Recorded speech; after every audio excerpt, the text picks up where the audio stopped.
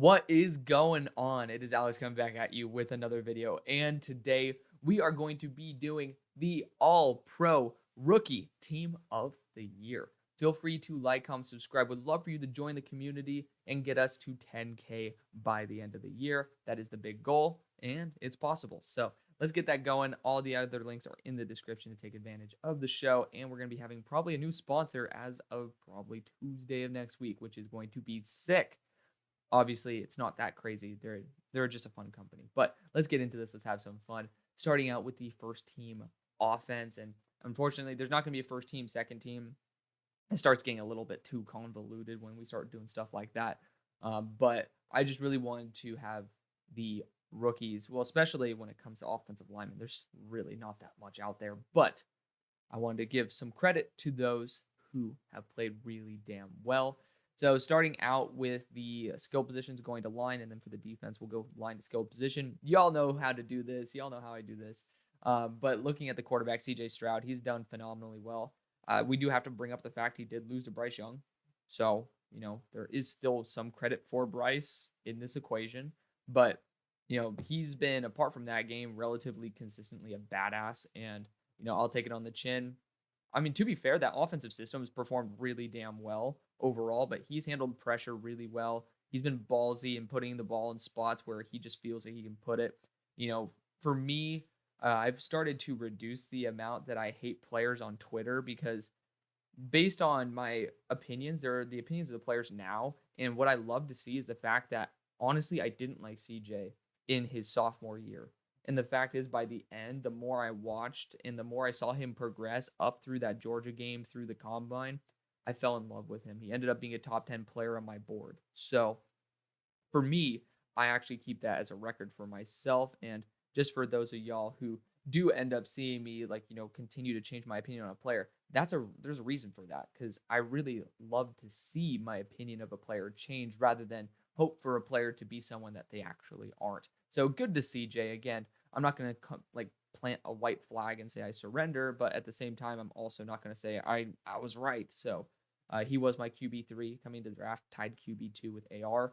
And, to be fair, this class has been really damn good. So that's a big plus too. But CJ Stroud's been phenomenal. He has. And he's handled pressure really well. Just overall has been an absolute massive addition for this franchise. And he is going to be the franchise quarterback there, which is a huge plus for Texans fans. And probably for me, because I actually like Houston. So I kind of want to go see a Texans game. And we'll be able to see some CJ Stroud. Unfortunately, I should have been able to see Steelers this year. But, we passed on that. Regardless, we got Devin Achane being my rookie of the year at running back. This is based on how they're performing this year.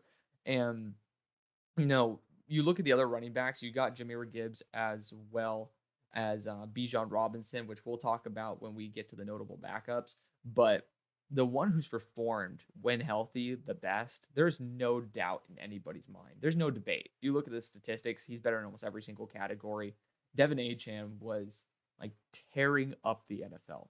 This guy was getting damn near 200 yards a game. So, got to give credit where credit's due. This guy has been an absolute asset there for the Dolphins. Love to see it. Looking at the wide receivers, we got Jordan Addison, Zay Flowers, Puka, Tank, and then, of course, at tight end, Sam Laporta. So for Jordan Addison, obviously, he's been able to step up in the wake of Justin Jefferson. This is representative of actually what they play.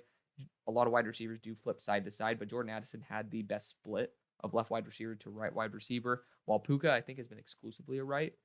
Regardless, doesn't matter. Jordan Addison stepped up in the absence of JJ. Puka stepped up in the absence of Cooper Kupp, and he's just been phenomenal ever since. Obviously, I was a big fan of Puka coming into the draft. I didn't have him as high. I did not think he would be remotely this good. Let me clarify that. He was tearing up dudes at the Senior Bowl, which he went there for a day and then left. And I was like, oh shit, gotta show some love for Puka. Again, I was a big fan of Puka. Never thought he'd be this good, but again, good to see that, deep down inside, that gut feeling still exists and it still is valid. It's good validation for sure. Tank Dell has been phenomenal. For me, I thought he was one of the best route runners. I thought it was a very solid addition, and it's a good pairing with Nico Collins, John Mechie. So I think the only guy who's pretty much left, or the only role that's left, is a true deep threat.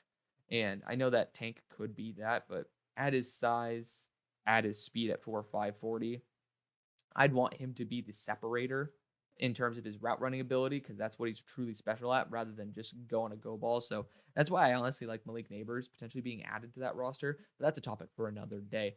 Sam Laporta has been phenomenal. Yeah, I could throw in Dalton Kincaid into that equation as well. He has been creme de la creme. Big fan of what they're doing right there with both of those tight ends. Sam Laporta and Kincaid were my tight ends 1 and 2. And they're looking like that's a pretty good idea. Both of them excellent route runners, great receivers, and they're going to be very dynamic threats for their team for probably the next decade. Next, we have the offensive line. I'll go tackles first. Broderick Jones, he's the only guy who's pretty much like played left tackle so far. And so he's going to naturally take that role. He's been playing, unfortunately, he's been starting at right tackle, but, we'll leave that beside the point. Broderick Jones has been a very good asset for the Steelers. I brought up the fact that a lot of Georgia linemen have been trained at multiple positions, and that's why I love their versatility. It's ending up being pretty damn apparent in this situation. We got our right tackle, Darnell Wright, but I can't throw out DeJuan Jones. He's been performing technically better than Darnell Wright, but both of them have done a phenomenal job this year. Ended up having DeJuan Jones, I think, at number 30 overall on my board. I mean, he fell because he was a fan of basketball, so we got to factor that into the equation. It's not like teams thought he was buns and he fell to the 4th. Like, people thought he might not even play football, so understandably so. But he was top 32 on my board. Darnell Wright was my number 1 tackle in the class. He's looking like he was well deserving of that role because, again, he's been phenomenal. So good to see 2 guys of pretty damn good size being able to compete at a very high level because there are concerns with guys like DeJuan Jones. Like, DeJuan Jones is honestly a perfect example. Like, throw the CJ Stroud example away. DeJuan Jones is absolute butt cheeks during the regular season. And this is why I love the Senior Bowl so much. We'll talk about that Senior Bowl stuff another day. But DeJuan Jones got to show how much he's progressed over an offseason. For me, that matters more than anything. I legitimately will almost throw away my tape studies from the regular season and before based on how players develop over the offseason. And the Senior Bowl, primarily the Senior Bowl, if we're going to be honest, I got to show some love to the bowl that's coming to Frisco here. But I'm still going to say the Senior Bowl is just such a great opportunity to see what players are doing on their own outside of their training programs. Like, are they investing money in themselves? Are they trying to really be the best they can be? DeJuan Jones proved that to me, and that's why he shot the hell up my board. I value that almost more than tape itself because if you're not going to start naturally, you need to get better each year so you're worth starting. And guys who I really see that development, to me, 10 out of 10, the guys who I'm going to take. City Sal and Peter Skoronski are the guards. Peter there's not been that many great guards from this past class, and naturally the O-line class wasn't that good in the first place, but Peter Skoronski, he's been very reliable when on the field. He still's allowed, I believe, 17 pressures this year. Not great, but again, I think that he's continued to develop. He is moving from tackle to guard. It's not a one-to-one transition, so it's still good to see that he's able to be very competent. And Tennessee's been able to perform fairly damn solid with him in. And the issue for the Titans have probably been the tackles, not the guards, which is a big plus for the guards, not necessarily for Tennessee. City Sal, he had an awful first game. And I almost didn't include him on this. I did not check until after I did a video with Broshmo, which we're going to drop it on the Draft Bros channel, so check that channel out as well later in the week.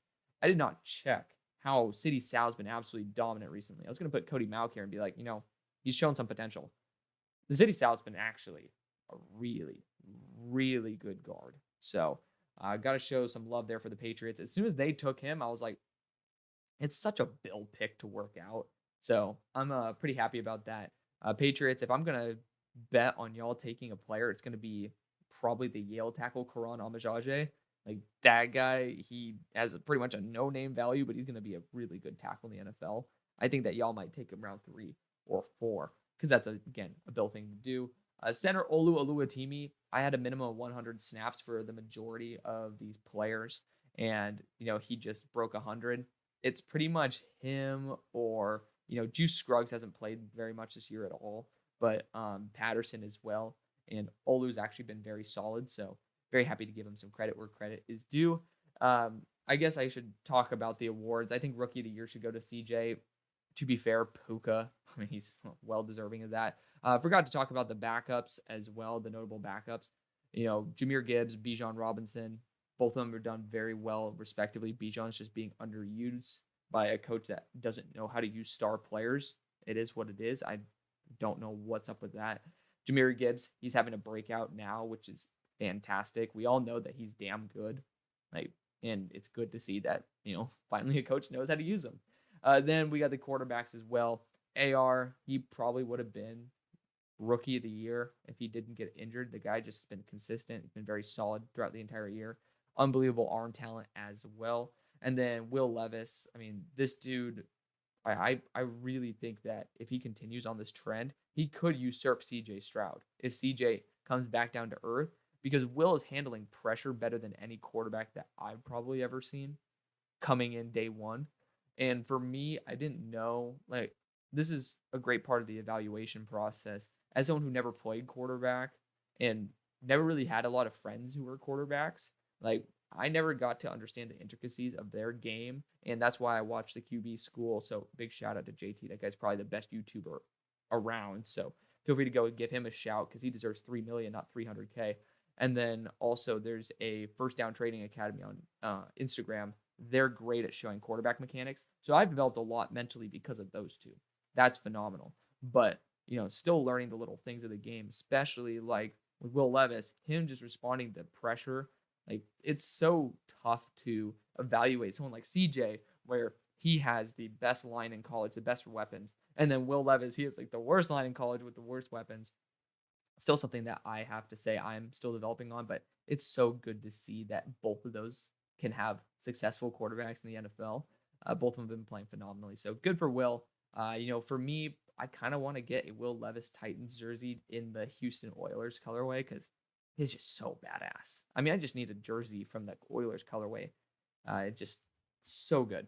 Next, we got the defense. So, overall, it's a pretty damn solid class. The defensive backs are nasty. You got Porter, Witherspoon, Gonzalez. I could say Branch goes into that safety category, but I wanted to go for the pure safeties there. I said I was going to go the defensive line out.